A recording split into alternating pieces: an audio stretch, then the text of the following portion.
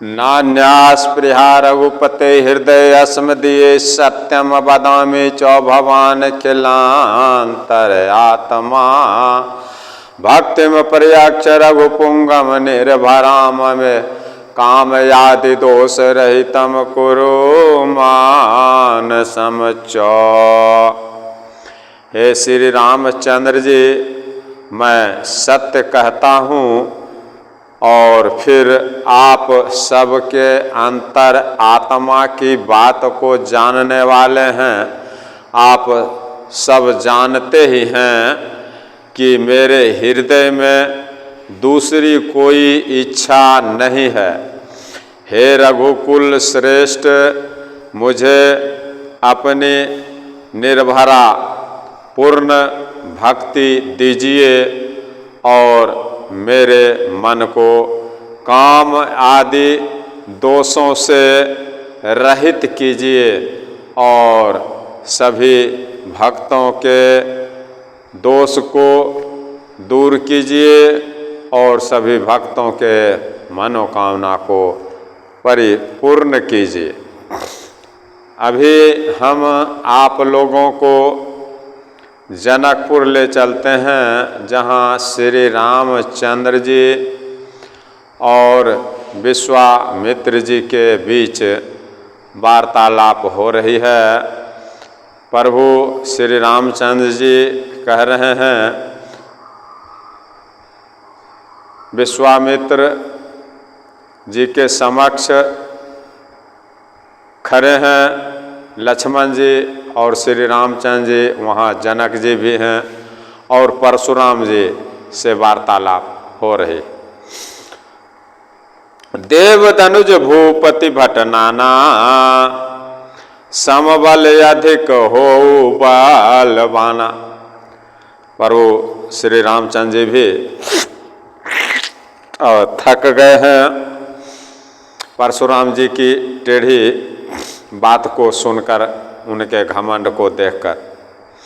तब कह रहे हैं, देवता हो, राक्षस हो या बहुत बड़ा राजा हो, और चाहे वो मेरे बल के बराबर बल वाला हो या मेरे से अधिक बलवान हो, तो अगर लड़ाई में लड़े तो मैं पीछे नहीं हटूंगा। जौरन हम पचारें को लड़े सुखेन कालू के न हो। अगर कोई मुझे लड़ाई में ललकारे, चाहे वो काल ही क्यों न हो, तो मैं उनसे सुख पूर्वक लड़ूंगा, चाहे काल ही क्यों न हो। क्षत्रिय तनु धरि समर सकाना कुल कलंकुत ही पावर आना। क्षत्रिय का शरीर, राजपूत का शरीर धरकर जो युद्ध में डर गया, उस नीच ने अपने खानदान पर कलंक लगा दिया। अपने खानदान की इज्जत को समझकर जिसने क्षत्रिय खानदान में पैदा लिया, युद्ध में उसको नहीं डरना चाहिए। जो युद्ध में डर गया, उस नीच ने अपने खानदान पर, अपने कुल पर कलंक लगा दिया। कहूँ स्वभाव न कुलहि प्रशांत से कालहु डरहि नारन रघुवंश से। श्री रामचंद्र जी परशुराम जी से कह रहे हैं कि मैं स्वभाव से ही कह रहा हूँ, कुल की प्रशंसा करके नहीं, खानदान की प्रशंसा करके नहीं, राजपूत समाज की प्रशंसा करके नहीं कह रहा हूँ कि रघुवंशी रण में काल से भी नहीं डरते। परशुराम जी से प्रभु श्री रामचंद्र जी कह रहे हैं। विप्रवंश के असी प्रभुताए, अभय होई जो तुम्हें डराए। और संत समाज की ऐसी ही प्रभुता, ऐसी ही महिमा है कि जो आपसे डरता है। ये हम सभी संत समाज, साधु समाज की प्रशंसा करते हैं और उनकी इज्जत करते हैं, जिसके कारण आपसे डरते हैं। विप्रवंश के ऐसी प्रभुताई, अभय होई जो तुम्हें डराए। वह सबसे निर्भय हो जाता है संत समाज, अथवा जो भय रहित होता है वह भी आपसे डरता है। ये राजवंश, रघुवंश की रीति समझिए या स्वभाव समझिए, या संत समाज का आदर सत्कार समझिए, जिस विचार से आप समझिए। मैं संत समाज का बहुत आदर करता हूँ, इसलिए हमारे समाज के, हमारे कुल के लोग जो किसी से नहीं डरते, वो संत समाज से डरते हैं। सिनुई मृदु गुण बचन रघुपति कै, उगरे पटल परशुधर मति के। श्री रामचंद्र जी के कोमल और रसपूर्ण, अथवा जो भय रहित होता है, ऐसी रहस्यपूर्ण बात को सुनकर परशुराम जी की बुद्धि के पर्दे खुल गए। श्री रामचंद्र जी की ऐसे रहस्यमयी, गुण भरी मीठी बात को सुनकर अब परशुराम जी के बुद्धि के पर्दे खुल रहे हैं। अब तक परशुराम जी के बुद्धि ढके हुए थे, ये अलग ही बात कर रहे थे भगवान के सामने। अब राम रमापति कर धन ले हूँ, खैचहूँ मिटे मोर सान दे हूँ। अब परशुराम जी की बुद्धि जब खुल गई, प्रभु श्री रामचंद्र जी से वार्तालाप करते करते, तब परशुराम जी श्री रामचंद्र जी से कह रहे हैं, हे राम, हे लक्ष्मीपति, हे प्रभु श्री राम, हे मायापति, हे लक्ष्मीपति, धनुष को हाथ में, अथवा लक्ष्मीपति विष्णु का धनुष, भोलेनाथ के धनुष को तो तोड़ डाले हैं प्रभु श्री रामचंद्र जी। अब लक्ष्मीपति विष्णु जी का धनुष हाथ में लीजिए और इसे खींचिए। परशुराम जी श्री रामचंद्र जी से कह रहे हैं। अब भोलेनाथ के धनुष के बारे में चर्चा नहीं कर रहे, अब लक्ष्मीपति विष्णु भगवान का धनुष खींचने के लिए परशुराम जी श्री रामचंद्र जी को कह रहे हैं। जिससे कि राम रमापति कर धन ले हूँ, खै चहु मिटे मोर संदेहु। हे परशुराम जी, आपकी बुद्धि जिस प्रकार से खुल गई उसी प्रकार से इस संसार के सभी भक्तों की बुद्धि खुले।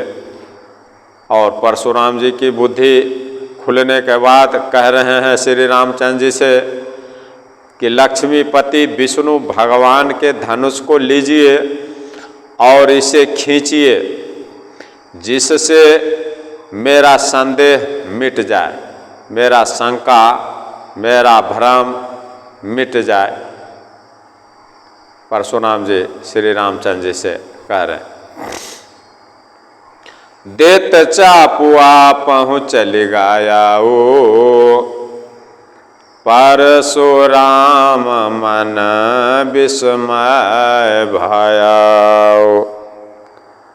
श्री रामचंद्र जी को जब विष्णु भगवान के धनुष परशुराम जी दे रहे हैं श्री रामचंद्र जी को, तो धनुष देने के समय धनुष अपने आप ही श्री रामचंद्र जी के पास चला गया, खुद ब खुद स्वयं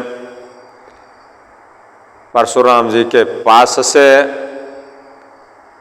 विष्णु भगवान के धनुष श्री रामचंद्र जी के पास खुद ब खुद स्वयं चले गए। तब परशुराम जी को मन में बहुत बड़ा आश्चर्य हुआ कि ये कैसे संभव है।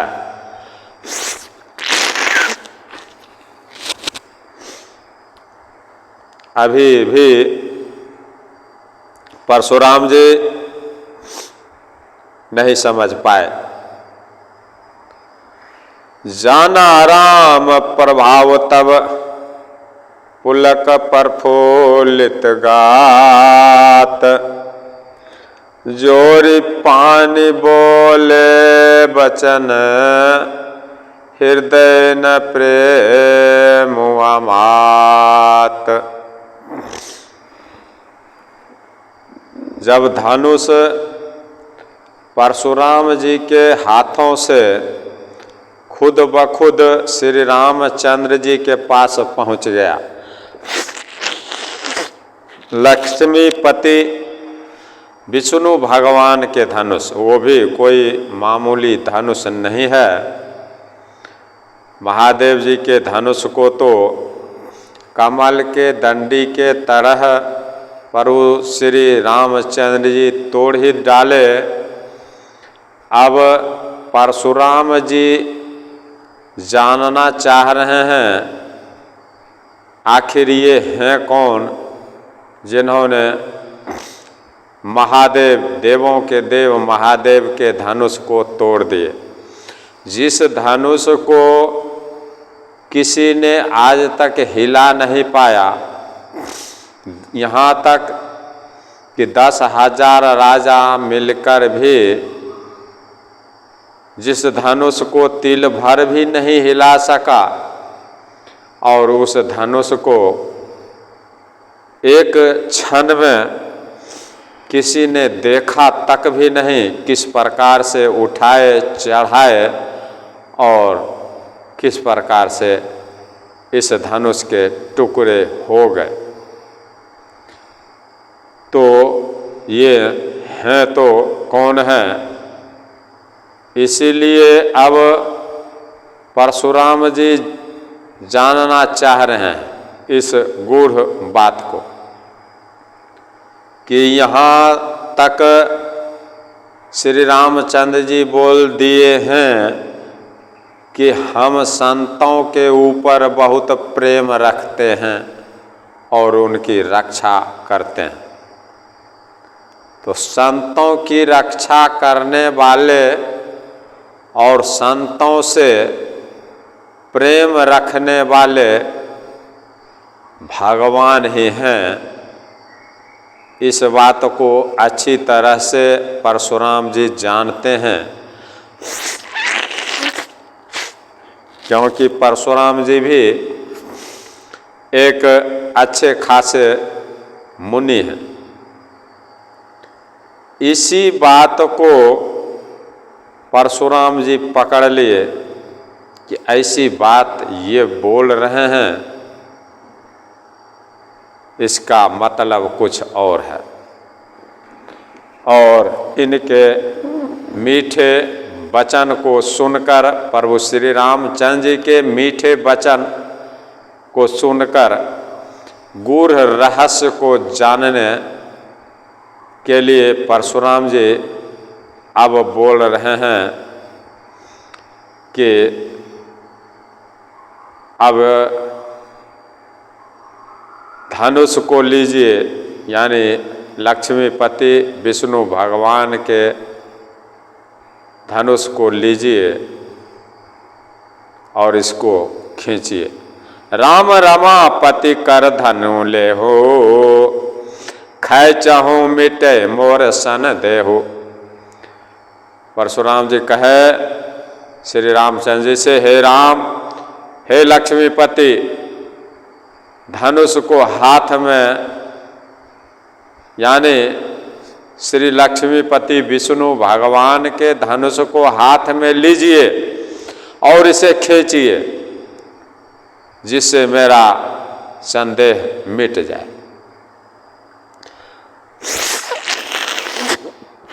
जाना राम प्रभाव तब पुलक प्रफुल्लित गात।